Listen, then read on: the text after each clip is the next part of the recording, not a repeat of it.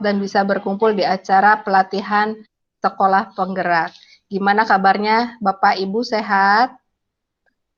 Sehat Bu, Alhamdulillah. Alhamdulillah sehat. Perkenalkan dulu, nama saya Rita Anugrahsari. Saya bekerja mengajar di SMK Nusantara Weru yang berada di Cirebon. Kita mulai saja ke materi yang akan saya jelaskan tentang asesmen diagnostik, asesmen formatif, dan asesmen sumatif. Kita mulai yang pertama, yaitu dengan tujuan pelatihan. Tujuan pelatihan ini yaitu untuk peserta memahami tentang asesmen formatif dan asesmen sumatif. Yang kedua, peserta didik memahami tentang bentuk asesmen formatif dan sumatif. Kemudian adapun peraturan pelatihan ini, yaitu peserta pelatihan menyimak, menyampaikan materi dari fasilitator, terus peserta pelatihan berpartisipasi aktif dalam kegiatan pelatihan. Kita mulai dengan materi asesmen. Asesmen adalah merupakan alat ukur yang digunakan untuk mengukur capaian pembelajaran di akhir kegiatan. Kriteria pencapaian harus ditentukan dengan jelas sesuai dengan tujuan pembelajaran yang ditetapkan. Adapun jenis-jenis asesmen itu ada tiga. Ada asesmen diagnostik, ada asesmen formatif, dan ada asesmen sumatif. Yang kita pahami terlebih dahulu asesmen diagnostik. Asesmen diagnostik adalah asesmen yang dilaksanakan sebelum proses pembelajaran. Tujuannya untuk mendiagnosis kemampuan dasar siswa dan mengetahui kondisi awal siswa. Asesmen diagnostik terdiri dari asesmen non-kognitif dan asesmen kognitif. Sekarang kita mulai ke pemahaman asesmen formatif dan sumatif. Yang kita awal lagi yaitu asesmen formatif, dilaksanakan selama proses pembelajaran. Untuk mendorong proses pembelajaran menjadi bagian dari pembelajaran, mengembangkan kemampuan metakognitif dan refleksi. Untuk asesmen sumatif, itu dilaksanakan pada akhir proses pembelajaran. Tujuannya untuk menilai hasil belajar dan mengambil keputusan di akhir suatu tahapan. Bisa kita lihat di sini, adapun bagannya, untuk penilaian asesmen formatif itu ada bentuknya yang tidak tertulis. Contohnya misalnya diskusi, drama, produk, presentasi, dan tes lisan. Adapun dari penilaian asesmen sumatif yang bentuknya yang tertulis, seperti tes tertulis, esai, poster, jurnal, dan refleksi. Nah, di sini bisa kita lihat bentuk asesmen formatif dan sumatif. Contohnya tadi sudah dijelaskan, tadi sudah inti-intinya ya. Sekarang kita jelaskan di dalamnya lebih mendalam lagi. Contohnya yang tidak tertulis ada diskusi kelas. Berarti di dalamnya kalau diskusi itu berarti ada tanya jawab di dalamnya. Maksudnya apa? Untuk tujuannya melatih untuk peserta didik itu belajar berdemokrasi. Kalau untuk drama, untuk pelajaran Prenjas kayaknya dramanya paling untuk tanya jawab ya, sekitar tentang pengetahuan pembelajaran olahraga ya. Misalnya contohnya tentang atletik gitu. Nanti anak-anak menyebutkan nomor-nomor atletik itu juga bisa dimasukkan ke drama. Adapun di sini produk, ada presentasi dan tes lisan. Berarti tes lisan itu ditanyakan dengan harapannya untuk umpan balik dari siswa. Terus boleh kita simak lagi di sini bentuk asesmen formatif dan sumatif, yaitu bentuk asesmen yang tertulis, bisa refleksi, ada jurnal, ada esai, ada poster, dan tes tertulis. Tes tertulisnya berarti bisa dengan UTS, UAS, PAS itu ya. Kemudian sini boleh kita lihat contoh asesmen diagnostik.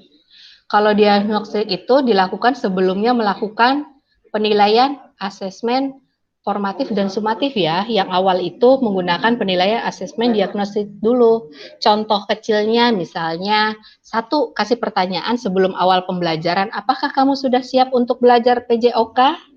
Pilih emoji berikut yang memiliki perasaanmu. Pak Indra boleh perasaannya gimana Pak? Ditunjukkan yang A, yang B, yang C Pak. Pak Indra? Atau Ibu Asih boleh? Ya, Bu. Yang mana? Apakah kamu sudah siap untuk belajar PJOK? Siap, Bu. Pilihan yang A, yang B, yang C. Yang mana nih pilihnya? Dari gambar emojinya. Yang C? Yang C, Bu, yang C. Oh, Yang Ibu C, Asih Bu. yang C. Kalau Pak Indra yang mana? Yang C. Bu. Nah, berarti dengan penilaian diagnostik, berarti kita sebagai guru, pengajar sudah mengetahui bahwa peserta didiknya sudah siap dalam pembelajaran olahraga di awal. Terus kita lihat dari contoh asesmen formatif.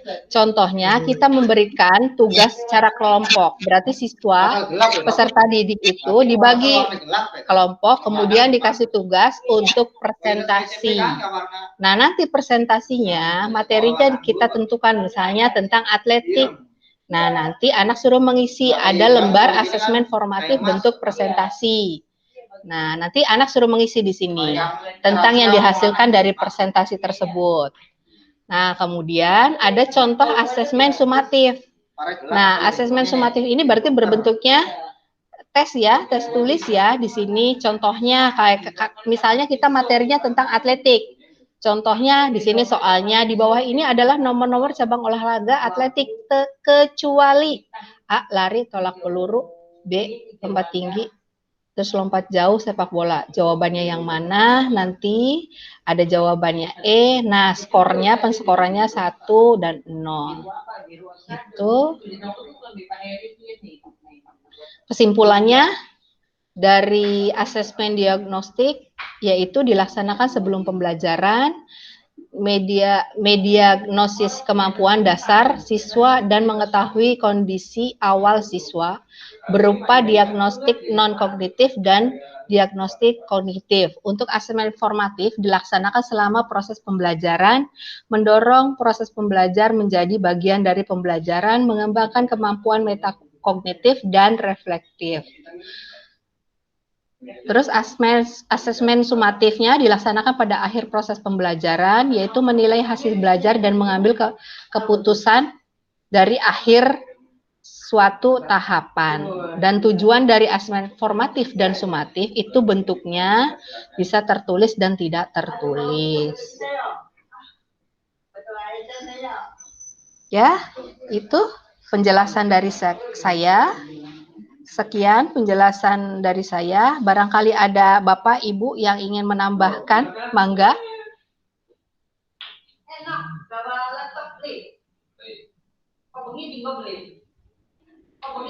Ada yang mau menambahkan?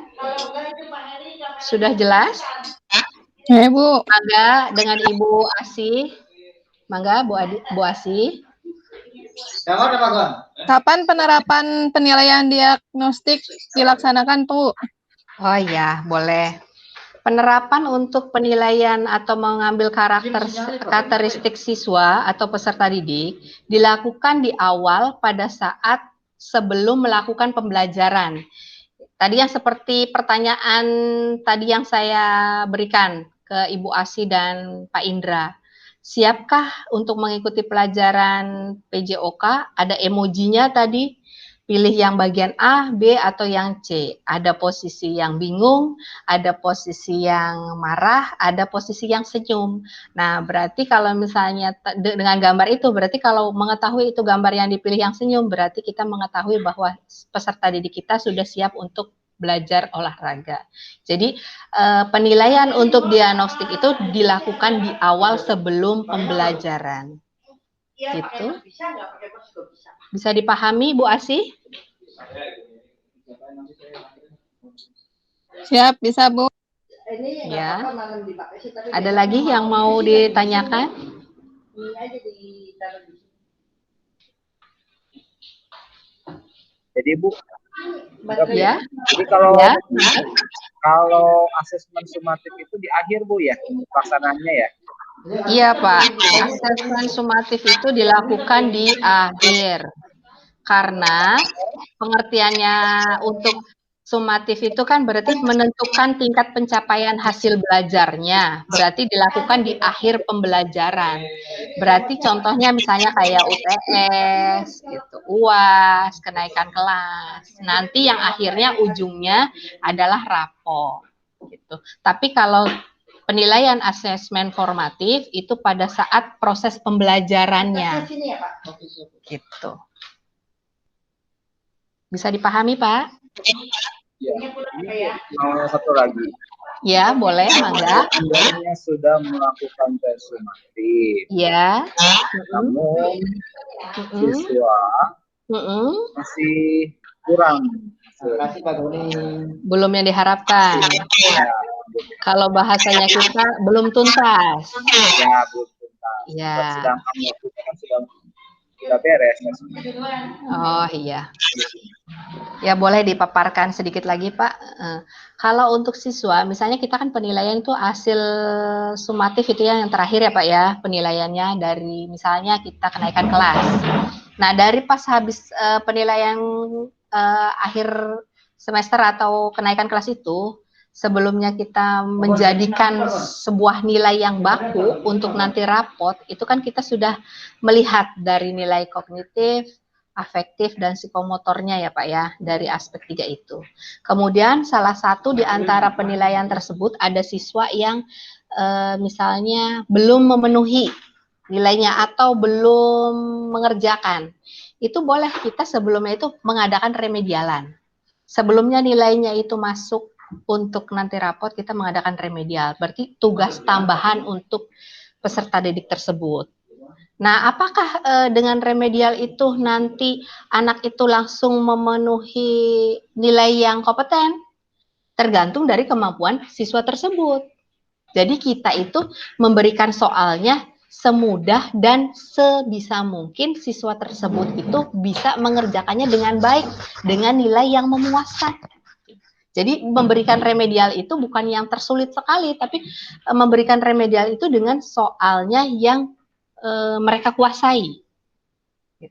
Dilihat dari karakternya siswa tersebut dari awal pada saat penilaian diagnostik itu. Kan kita sudah memahami siswa tersebut kan. Nah, seperti apa, nanti keinginannya dia suka olahraga tidak, nanti kita kan sudah tahu. Kita memberikan asesmen penilaian. Nah, penilaian itu tidak memuaskan, berarti kita memberikan remedial. Nah, memberikan soal remedial itu dengan soal yang sesuai dengan anak tersebut, kemampuan anak tersebut, gitu. Biar hasilnya memuaskan. Bisa dipahami, Pak? Bisa, Bu. Terima kasih, Bu. Sama-sama, Pak. Ada yang mau ditanyakan lagi?